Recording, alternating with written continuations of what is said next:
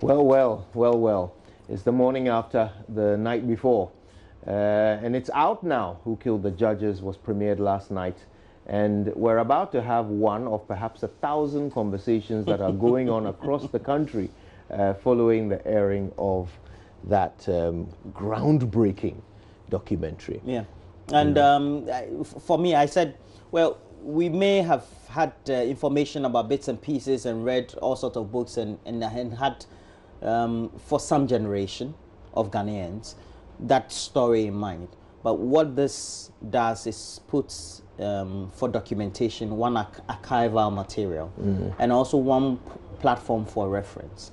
And we should know that people have learned this in their political science lectures, etc. Yeah. There are also literature that's going to be going forward on the history of our country. Yeah. And poignantly, I always make reference to various World War I and World War II documentaries that I tend to watch. And the people may not be living today. Those who may have perpetrated those crimes are not living today.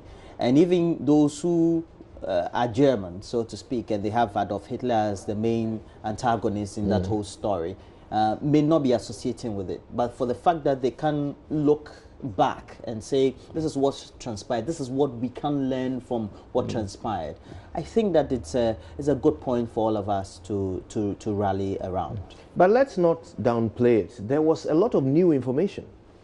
There was a lot that we didn't have as part of the narrative as we knew it, which has been unearthed through the work of the multimedia team. I mean, Raymond spoke to some of the actors, some of the players in that drama, which unfolded decades ago, and we filled a lot of gaps. The investigator, who remains in exile, was able to really paint a picture of the pedantic steps that he took in trying to uncover this, and some of the things he was told by the government at the time, which really helps us narrow in more on how this all came to pass, and who perhaps, which people perhaps may have been behind, this plan.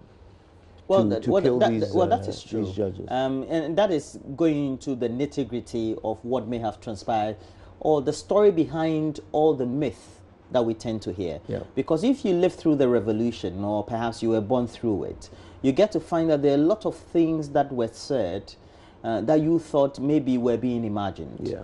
But that also brought to the fore the way perhaps those who were revolutionaries in our country operated. And we should also have it in hindsight that the PNDC was not only the only revolutionary force we had in our country, or the AFRC. We had others before them. And so it also brought to the fore the actions that were taken by some of those individuals, our forebears, before the AFRC and the PNDC era. And also some of the actors, what were in their minds, how well they could have coordinated things better if perhaps they were matured or they had greater experiences in doing many things. Yeah. To me, that also brings me to a certain conclusion that as a country we seem to have not moved on, but have grown in many areas. Because if you take a critical look at the content of that documentary, it brought you a certain realization that many of the individuals who were forming governments, who were ruling us, were very young people. And there's a conversation around today about how young people need to be given the chance to do what they have to do, because well, it's a world for young people. But it also brings you a certain interesting depiction of about how experience is important in taking decision when you have a certain crisis. Yeah. And when you're not matured in taking a decision at a point in time in your life, it tends to have a certain repercussion. Why am I saying this? If we should ask the players within all this, Kojo Chikata, we have his brother Chachu, we also have Jerry Rawlings and the other players. You ask them today, would they have taken certain actions even if they had heard that certain inaction had taken place or may have been perpetrated by their cronies, they would have told you, on hindsight, we wouldn't have. Indeed. Because you would have had a better way of dealing with situations. And I think that that's what this documentary also portrays. Indeed. But of course, it means that now we can ask certain questions. When all the information is put together in one place, it allows you to see the picture clearer, and you can ask certain questions. I mean, yesterday you had, and I'm going to call it a privilege, because in essence, somebody who lived part of that history is Kwabena Agyapong. His father is one of the judges that was killed, and you had the privilege of watching him watch the documentary. You know, watching him see how it has all been put together in one place. And like you said, many of the things he may have heard back then and not been able to corroborate or substantiate, he would have heard the main actors say these things, so that now he knows for a fact that, yeah, this is what the investigator was told. This is what this person said. This is how this evidence was gathered. You know, how did it feel observing him consuming this clarification of history? Well, I should say, even before the start of the documentary, he said the interview had been done maybe about a year ago, and so he even thought maybe the producer, Raymond, and the team did forgotten about the documentary. Then he also posted even before the start of the documentary that it's been 36 years, he's moved on, or we should all move on. But I can't sit here and say I didn't try to pry to get to observe what his feelings were. Physically, you could see that he would be closing his eyelids, and then he would be gnashing on the teeth a little bit, clenching his jaw. Yeah, sometimes you try to do that, and we all tend to do that because it also signifies psychologically that you want to be man enough. But he's human. He's lived through. He was 19 years at the time. Yeah. He may have been a buoyant young man, but over time you tend to realize what you miss by way of your parents, and if they were there, what you could have achieved or not. But he's an achiever in his own right. He's an engineer in his own right. He's a top politician. He's served in government. So you got to find that for many of the time, if you're watching him, it was more like just a recall of many of the things that he'd heard and some of the things. So he had two other relatives and friends who were there, who kept telling him whether he remembers. He said, yes, he remembers this one. Then he also will talk back to them. Do they remember this once in a while?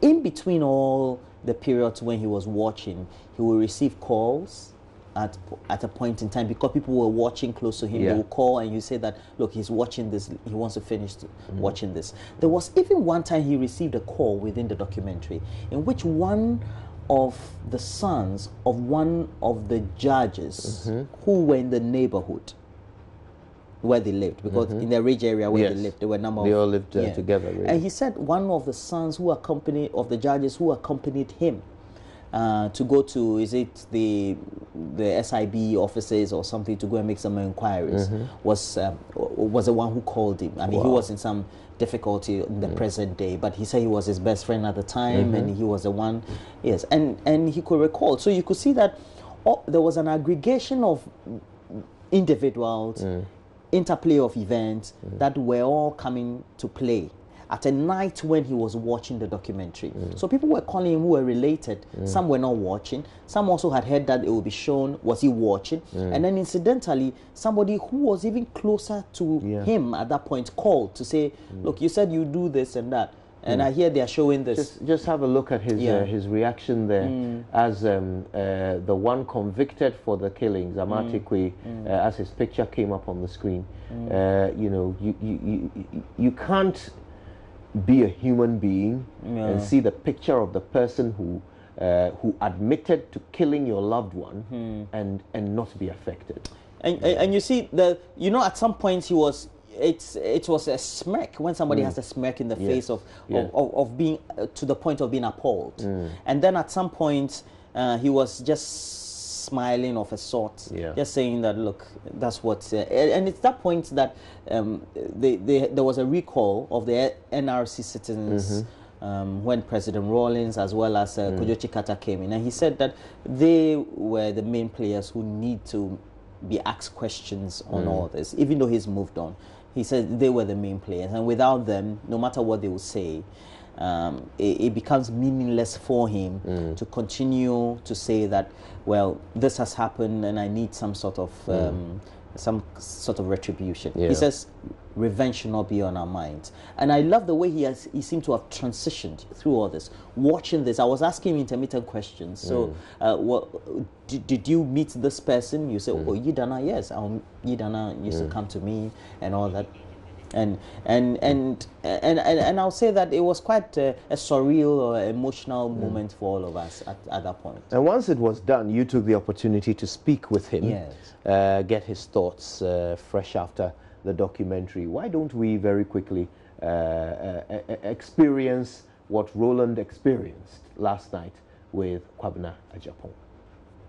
So we've had the screening of the documentary, Who Killed the Judges. It's gotten a lot of rave reviews, but also mixed reviews on social media. We've also done some great analysis, but well, just this morning, we want you to also get a feel of what the mindset is, especially somebody who lived through it, but more so talk a lot more about his current state, what really are his own plans for his political activities and involvement in Ghana's democracy, because we need to make sure that we as a people all help develop our country. And Kwabena Agyapong is here with me. Good morning to you, sir. Morning. Well, it's great speaking to you. And I heard you give some great analysis on the various perspectives you thought, having lived through the tragedy in the first place. But summarily, what would you say about the documentary as put together? I think it's a very tough topic, and so to have the nerves to try to research into this, you know, it is a very difficult patch of Ghana's political history. And as I said, even police officers who investigated these matters, most of them were decimated. So I want to congratulate the young man for his guts, although I would have wished that he would have spoken to President Rawlings and Captain Chekata. But it was at a time in our history in which formatively, after the PNDC came to overthrow the Liman regime, we were going through some difficult times economically, but at the same time too, we're having this baggage from the revolutionary period. How do you think we've moved on from there since that period? Well, I think the Ghana's history has been a checkered one. But I do believe that since 1992, that we returned to constitutional rule, progressively we've been improving. Basically in the practice of rule of law and democracy. And I think with the number of elections that we've had, we all believe that that is the way for us to go, that we rather change governments with the counting of heads, not the cutting of heads. And what is left for us is not to be stridently partisan and political to the detriment of the nation state Ghana. That's what I worry about these days. And as I said, when you listen to the media and people have become, you know, people talk in political lenses. And I think that we have a country to guard against. We have a country to build. And although we can have our political differences, it's important that we recognize that the paramount nature of our country matters to us. You know, so whatever we do, at the back of our minds, the national interest should predominate in whatever we do. I think those are lessons that those of us who lived through that traumatic period, and that was our youth, growing up, you know, into our twilight. I think we are in our twilight, you know, so we've been through the whole experience. And if I look at the families, Justice Sarkodie, Justice Krantiado, Major Samakwa, and many others. You saw in the documentary, member of Council of State now, Samuel Kujeto, giving you a list of people who lost their lives in the early days of the revolution, and they were never accounted for. Nobody got tried for their murders, and so we've had a very difficult history. And I think as a people we should learn from that and treat ourselves better and see politics as a way of serving the public. It's public service, and it means exactly that, serving the public. And believe me, the centrality of politics, or the beauty of it, should be the welfare of especially the underprivileged. So all of us should be thinking about ways of lifting those who don't have, you know, and it's not a battle for the survival of the fittest, you know, and that we should have a certain collegial mentality, that we all win together, and together we can do more. And so those are lessons that politicians, individuals, public servants, all Ghanaians should learn, and that we should never go back to those dark days. The way you talk and the way you express yourself these days, is it because of where you're coming from, what you've been through? Maybe over the last 10 years and more recently? Yes. I mean, as a kid, what I went through, and then the sacrifices I made for my political tradition, trying to seek democracy in our country, and what I've been through over the last few years, which was very painful, you know, and it's something that hits you, that we need to put the national interest first. If you watch the current politics that we seem to be undertaking, do we seem to have a certain hindsight or do some kind of introspection looking back at history? Because, I mean, we've had various people. When I look at what is happening, I think we can do much better. We can learn much better from our experiences. As I said, politics is a competition of ideas, and we can agree to disagree. And sometimes, as they say, you can violently disagree. But at the bottom of it all is that we have a country to build. We have a country to build. And if we are not careful, we are shepherding, and it's essentially become a two-party state, you know, from the last 5-6 elections. And people have become so stridently partisan that they only look at things through a partisan eye. And I think that is something that is worrying, and that we should get to a point where people can look at their own and say, look, we are not walking the right path. Can we change direction? And it should be able to come from us without fear, you know. But I think it's something that hasn't really happened in the politics of our country. It means we've become non-receptive to divergent views.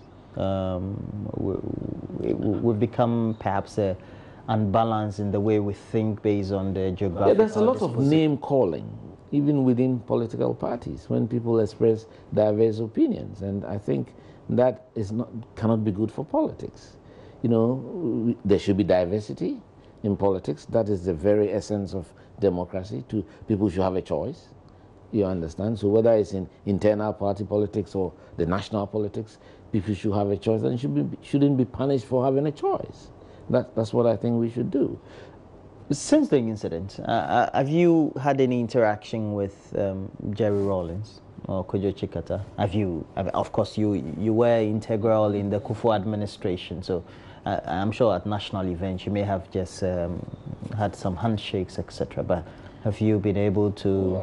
As I've grown up, as I said, by the glory of God, by God's grace, we have lived and overcome the pain. And so therefore, when I was much younger, I mean, I never wanted to get into any close contact. But, I mean, quite recently at a few national events, we've come into close contact, and I mean, we've had to shake hands. And I think that's fine. I don't have any bitterness against anybody. What is important is our country, Ghana. And we should eternally think about how we progress as a people and learn lessons from our history. The sad thing about some of these things, we never do learn well, and we keep repeating some of the mistakes of the past. The current state of the way we undertake politics has become so entrenched in such a way that sometimes we tend to kill careers. And even also we kill careers not only within the field of politics, but within the structures of the society that tend to promote the politics, whether it's the media or it's elsewhere, etc. How then do we become reconciliatory in whatever it is that we have to do? Well, I always pray that there's a critical mass of like-thinking people who love this country intensely. You think there are? There should be, and there are, and we should work towards emboldening them. It's very important, you know, to let people understand that, you know, the advantages of technology, as we talked about social media, and you see, people go back into this propagandist mode and think that they can just put up anything about people and get other people to believe in it. And I think it's not something that is cool. It's not good. And, you know, in Ghana they call it the PhD pull him down. You know, and we should celebrate each other. And when people are successful and they are moving upwardly mobile, we should support them. And that's what other societies have been able to do, and they've become great. You know, so I think that we should use technology positively rather than negatively. And the media should also stop setting up battles, you know, creating battles when there is none. You know, you go all over the world and you look at the morning shows, and they're talking about real issues of development of their countries and real problems that they face. They don't always pitch one political party against the other. In Ghana, 4 years politicking throughout. There is no honeymoon for governments. There's nothing. And I've spoken against these things before, that sometimes we have to give governments time to settle, embed into what they're doing, and wait for the political season for us to do politics. But we do it all year round, and I think it doesn't help. Are you going to return to mainstream politics? I've never left it. I've never left it. I'm a professional engineer, so right now I'm serving my professional engineering institution, which is the Ghana Institution of Engineering, and I enjoy what I do, and that's it. And I think that all of us have a duty to serve our country.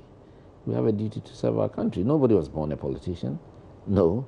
So when the time comes for you to serve, you serve. You serve your country. So I think all of us are politicians. We never stop being politicians. But I also think that everybody should have a career. When you have a career, there's always something that you can fall on to. And it makes you strong in your views. You can be principled because you know you can fall onto something. You have something that you can fall on. Yeah, kind of you have a nest egg, as the English will say. But will you ever contest any position again, or work with the Akufo-Addo government? It's not for me to get into the deep politics. Right now, I'm enjoying being the executive director of the Ghana Institution of Engineering. Well, we'll say that thank you very much for also the great reception we've received here at your home.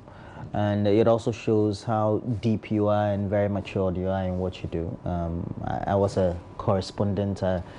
Then it was at the castle, and you help facilitate our work a lot more, and we hope that we can also contribute meaningfully to the development that we have.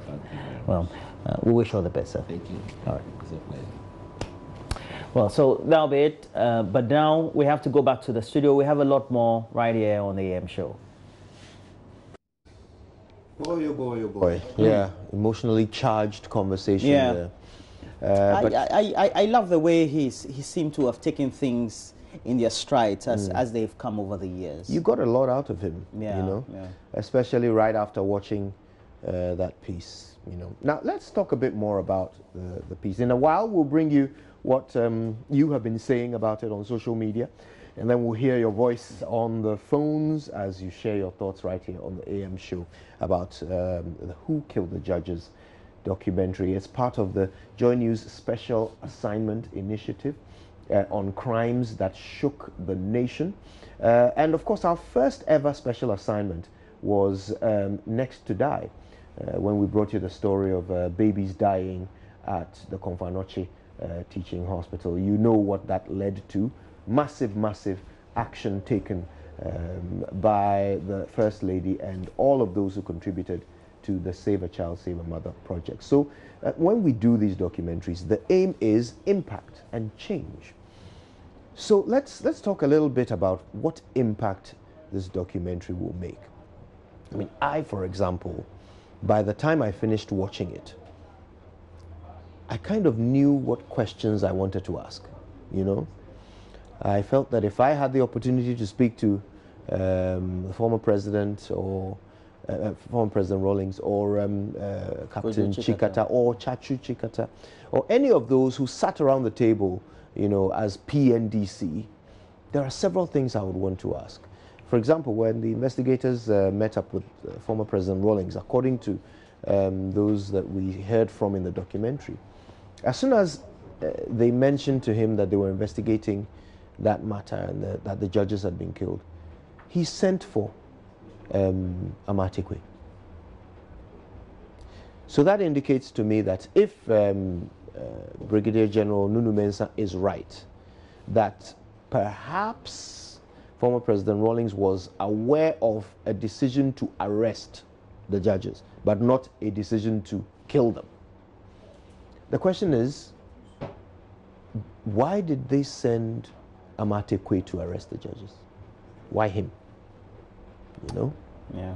He himself had a bit of history with the Gehok situation that the judges had ruled on, and he had personally, you know, not come out of that very fortunate. So why did the PNDC send him to go and arrest the judges? But we will never get to know the answers. Well, we can ask the questions. Even getting to know the answers, whether they were even sent by the PNDC in the first place. So, well, Chachu Chikata said it had not been discussed anywhere formally that a decision like that should be taken. But I'm saying that even up to today, you know, Africans were not that emotional. We don't confess our sins easily. We're not like the whites. They are very emotional. They'll confess, cry, and everything. So it takes us some time. And we, if you look at the trials of Nuremberg, the Nuremberg trials after the Second World War, in which perpetrators of various crimes across the Europe, Holocaust, were tried. They were given sentences, and thereafter there were still some escapees who had gone to settle in Latin America, the Australias, the New Zealands, etc. We even had the vigilantes and people who had been sanctioned to go and hunt people down. And even years later, people who had confessed. Yes. So I think that we can take some lessons from those. That something that was a crime that was committed is never a closed case. Because once there are more answers that need to be given than what they've already received, then probing questions would always become. Indeed. But I'm very curious about how the people of Ghana are responding to this. There are some who view it through political lenses, you know. Some people just can't help it. Everything to them is politics. They can't just see something as a crime that needs to be investigated so that those guilty are identified and those not guilty are exonerated. No, they see it all as politics. I wonder if you have a view on it. Why don't you share it with us? 0302 211 691 or 692. 0302 211 691 or 692. Call us. Let's hear your voice. Let's talk about your reactions to this all-important documentary, Who Killed the Judges? What new things did you learn? What conclusions did you draw? What questions do you have? You know, how were you affected by what you saw? And how has your view of Ghana and its history and how we got to where we are, how has that been changed or reinforced? Talk to us. Talk to us. Call us from wherever you are in the country, and let's hear what you have to say. But speaking of questions, you know, and you are right, you know, there are now even more questions. But another one that is of interest to me is the question of what happened the day Amatekwe was executed and the day after. But let's first speak to Stephen Insia, who's calling us from Spintex. Hello, Stephen. How are you? Hello. I'm good, by God's grace. Wonderful. Tell us how you have taken it all in after the documentary. In fact, I am shocked at, some of the revelations that we had through the documentary. And honestly, God bless JoyNews so much for this revelation. In fact, some of us are quite young, and the stories we heard were first told by people in such a way as to benefit or to exonerate them from guilt. But these revelations, as you have brought about, have opened some of us our eyes. And then it is also a caution to, especially with the youth, never to trust the past and then support blindly certain people who may do covert acts, and then, we not knowing the details, they'll come and tell us anything at all. And then we also take on political lenses and start following and supporting them to the detriment of families who really, really, really, need certain closures on some of these issues, who need to be told the truth, who need a simple "I am sorry" in order to be able to overcome some of these things, in order to be able to forgive and then to wish us well, even on our journey as nation builders. I think that it is a lesson for us, and God bless you so much. Thank you. God bless you too, Stephen. It is something that we shouldn't repeat as a nation. God bless you. Thank you so much. God bless you. Nice gentleman, Stephen. Yeah, and we also have Aziz Tonla joining us from Wa. Good morning to you, Aziz. Good morning, Aziz. Aziz, good morning. Well. Yes. Yeah, good morning, Aziz. How are you? Good morning, Roland. This is Aziz Donla from Wa. Yeah, Aziz Tonla from Wa. Please go ahead. You watched the documentary yourself, didn't you? In fact, I even recorded it yesterday. Great. Okay, so I must say, JoyNews kudos. And then my good friend Koje Jansen, you yourself, the entire team, you all did very well. Thank for you. the documentary. And then we are indeed proud of JoyNews. But the fact of the matter is that 36 years down the line, or 36 years ago, Ghana was in total darkness.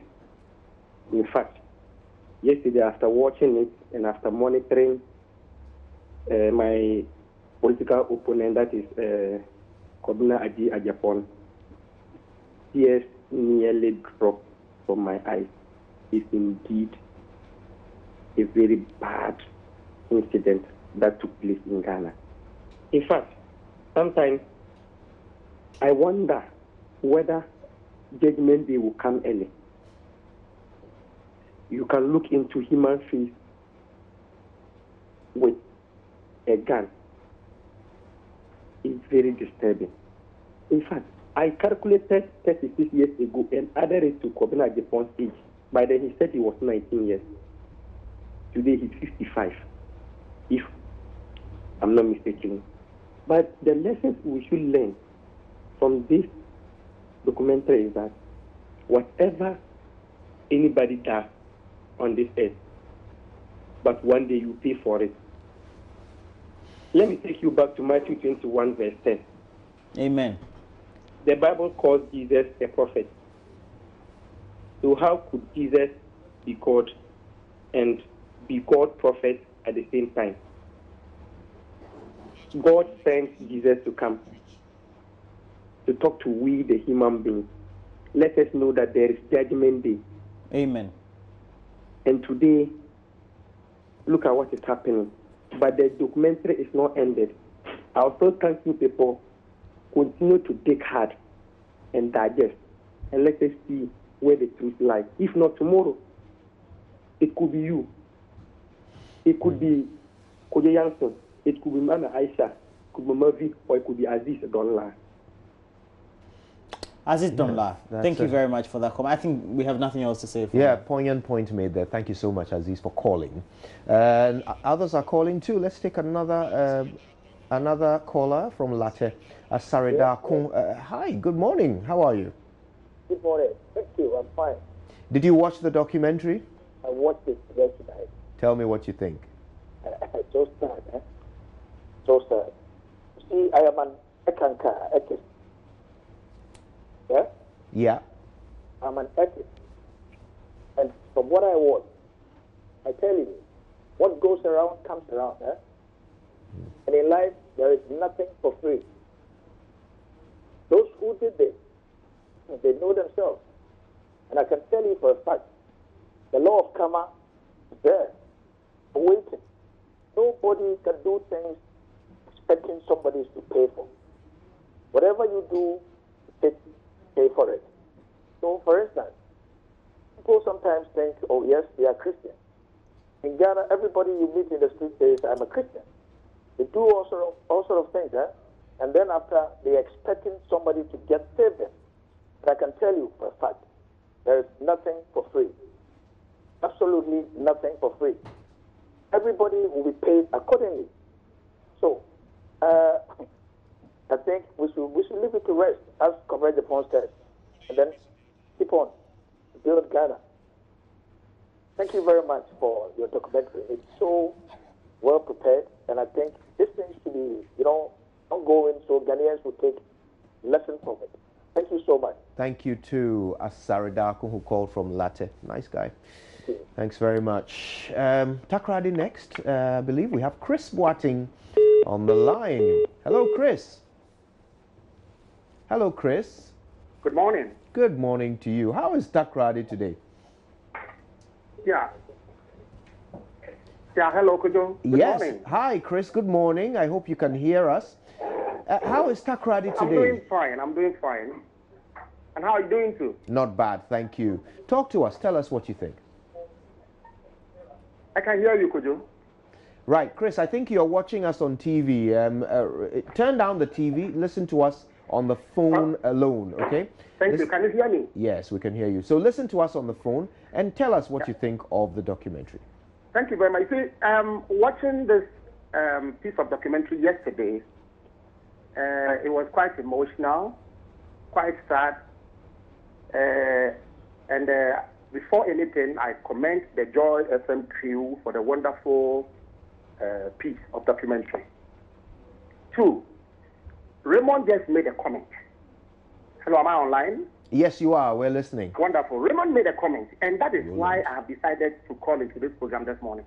That the white man finds it easy to confess their sins. And if there is any punishment, it is meted out. But the black man finds it quite difficult to do that. And I think that's exactly what is going on. Because listening and then watching this documentary yesterday, the various individuals that were part of the investigative team that you interviewed, there were certain information that they gave out that corroborated the fact that there are certain living individuals today that were part of the committing of this heinous crime. Yet, you have people who have put their fingers in fire and are denying and are kind of trying to defend. But I know in the comfort of their bedrooms, before their God, they kneel down every morning and they pray and beg their God because they know that they were part of this very, very serious crime that was committed on innocent Ghanaians. To conclude, what I say is that for somebody like Kwabena Japan, as for me, I am telling the political leadership of the NPP that somebody like Kwabena Japan does not deserve the treatment that is being meted out to him in the party because his father had to pay the ultimate price. And so the leadership of the NPP must rethink and then make sure that whatever Kwabena Japan deserves must be given to him. Good morning to all Ghanaians this morning. Thank you very much, Joy FM. Thank you, Chris Boating from Takrady. Thanks to all of you who have been calling in, like you, Issa Mumuni from Bole. Issa, how you doing? Good morning. Good morning. Thank you so much for calling. You're our last caller. So wrap it up for us. Congratulate JoyNews. I think yesterday night I cried as if those 3 people were my family members. It's sad for this country. It's sad for Ghana. I was surprised my own party, PNDC, which they call that happens under the era of PNDC. It was sad for me, and it was a surprise for me what Mr. Kwabena Agyapong came and said, that we should leave that to rest. I think that is a good leader. The man has demonstrated that, his father toiled for this mother country, and then this is what others pay him back. I think it's a start for our democracy. Let's pray that this barbaric life will not happen to this, our mother, Ghana. But to the New Patriotic Party, Mr. Kwabena Agyapong, I don't know him much. But what this man demonstrated, I think the MPP must call this man back. If not, it will be good for the New Patriotic Party. I'm not an MPP, but what this man said, like, he has demonstrated that, he's a man of his own. I beg the New Patriotic Party, they should call the man on board. People have destroyed this man because of their political games. And it's a sad for those 3 Ghanaians. They should offer their family something for them to know that, yes, the statue alone cannot solve their pain, my brother. The statue cannot solve their problem. Thank you. Thank you, Issa Mumuni.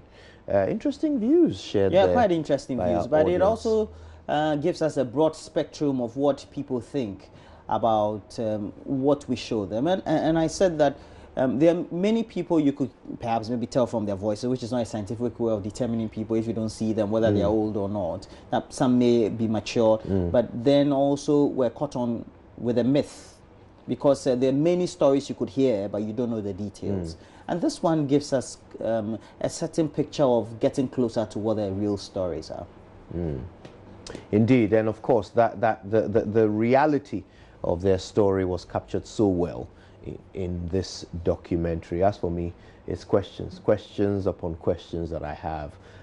But of course, I wouldn't have those questions to ask if the documentary hadn't filled in so many of the gaps, for me. So, do you know what I think we should do? Since we've heard from some of you who are watching, let's also see what happened when this Who Killed the Judges went absolutely viral last night. We were trending all over the place, and everybody was sharing their thoughts and views on the documentary.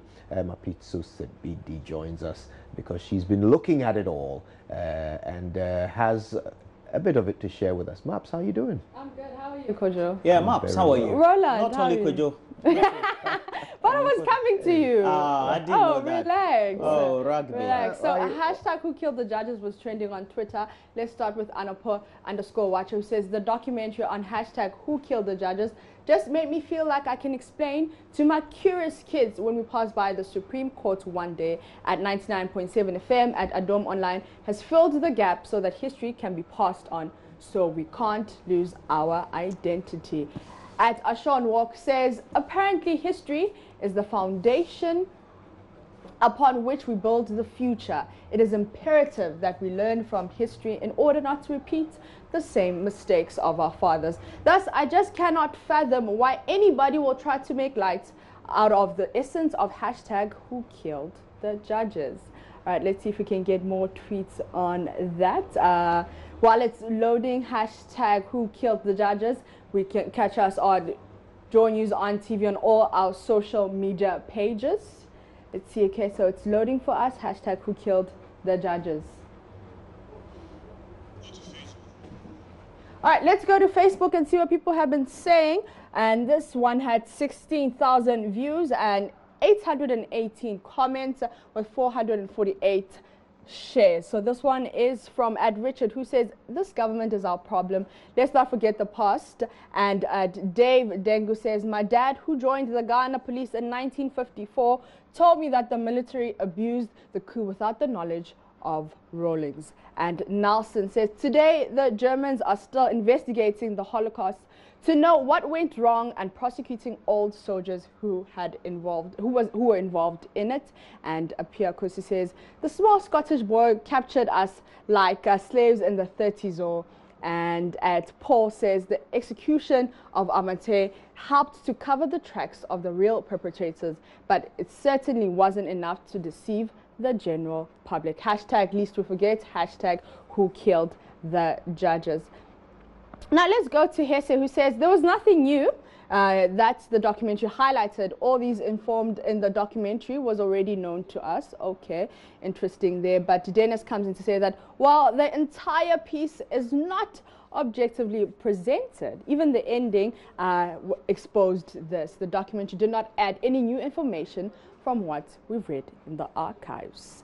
Frank Cole comes in to say that Jerry Rawlings' soldiers looted from my dad's supermarket in Keta in 1979. My dad was lashed in public without any charges. Hashtag who killed the judges. At Nana Germa says, very educative, but very sensitive to the family they left behind.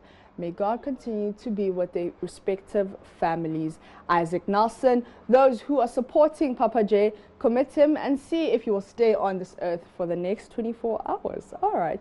Some interesting comments we're getting there on our Facebook page, Joy News on TV. And you can go, Julia says, you won't watch, listen and learn. But to post your ignorance, this is a fine.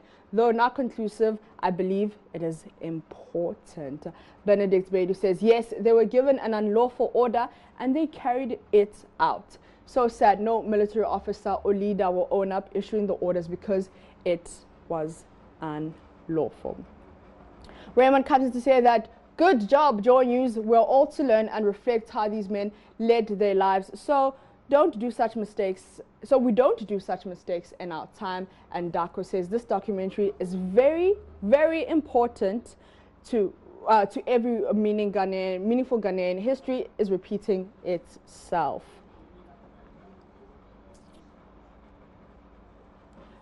Kofi Otabal says, what's the essence of this documentary since it failed to bring new evidence? And Sakura Danso says, so where's Jonathan, alive or dead? I don't believe that he's the only person who killed the judges.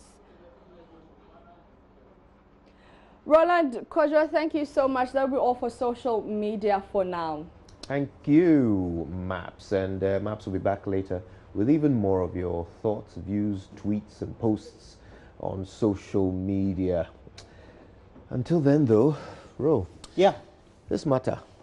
We know that it's going to dominate discussions once it's become topical on social media and especially on pages of some of the key commentators we have across the country. And if I know the statistics right for Accra, we have over constantly, every day, people are actively about 4.4 million actively tweeting and also Facebook and etc. It keeps the conversation going. Particularly before you go on to Kumasi and the rest of the of the regional capitals we have in our country. So you also keep the conversation going because that is what it is. Yeah. We have to keep conversations ongoing. We don't have to be perhaps shy of what issues are, but then views are always welcome. Yes, indeed. And we keep saying that this documentary has ultimately filled in a lot of gaps, but in the end, the conclusion will be yours. Okay, the conclusion must be yours as the audience, as the people of Ghana. You have to watch this documentary and decide what exactly does it mean? Where exactly does it point? And whatever questions you come up with, share them on social media. Talk to us. Keep the conversation going. This is how you build a nation. The idea is not to criminalize anyone, but to answer questions that we don't repeat such errors again in our nation's development. So keep the conversation going. We certainly will over here at 9 a.m. We will repeat who killed the judges right here on the Joy News channel. So don't go anywhere. You'll get the opportunity to watch it all over again, maybe this time with pen and paper, you know, so you can make some notes and figure out what exactly went down about 36 years ago. Of course, Roland, a lot of who we are today was sparked by the actions of certain individuals all the way back 36 years ago. Today you saw, in today's Ghana, you see how we react to people rioting in a courthouse, or people on radio threatening the lives of judges. You know, these things touch raw nerves. But have we learned anything as a nation? Are we better off for the events of 1982? Indeed, even before then, there were a lot of things that may have taken place from the time the first president of our country was overthrown. We had a second one, a prime minister, and then subsequently we've even had palace coups that have happened right here in Ghana. I think that we may have learnt a lot from our history. The thing is that have we been able to put the incidents that characterize the history to bed? No. Have we been able to teach young people that there were times that perhaps we were abusive among ourselves, between individuals, organizations, and perhaps people? And have we been able to learn lessons from that? I don't think that we have. But certainly we seem to have learnt a lot. Because one thing that seems to be the refrain or the chorus across all the respective groups is that nobody wants to go back to the time when, we had the groups of individuals who would say they are revolutionaries or forcibly take over power from a democratic government, and that ultimately will lead to abuses, etc. And that also would have the citizenry not getting the right to their fundamental human rights respected. And so that is something that I would say that we have learned lessons from. Ultimately, those are some of the key things. But we are measured by the lessons we learned from some of the key events that seem to leave a certain dark patches in the heart of many people. Yes, because then that goes on for a long time, and people want to take some retributions and all that. No doubt, no doubt. Well, let's see whether, as we've put it all together for the consumption of the people of Ghana, whether perhaps we can learn even more. Yes, definitely. That should be the way to go. Yeah, that's the idea. Okay, well, listen, thank you all who have called and tweeted and posted and commented on this matter. The conversation has only just begun, and there's so much more for us to definitely, do. Definitely. Now, what's next? I think we have showbiz in our future and a few other things, but that all comes right after these all-important messages. Oh, before we take this break, I can't forget that today would have been the 45th, I believe, birthday of Komla Dumo, 46th birthday of Komla Dumo, the late, great Komla Afeka Dumo, who passed away some 4 years ago. May his soul continue to rest in peace, but everything we do today has in some way been influenced by his excellence back then. So let's remember him, let's think of his family, and let's celebrate stellar journalism as he portrayed it, and as we have sought to emulate with work like Who Killed the Judges. More after these.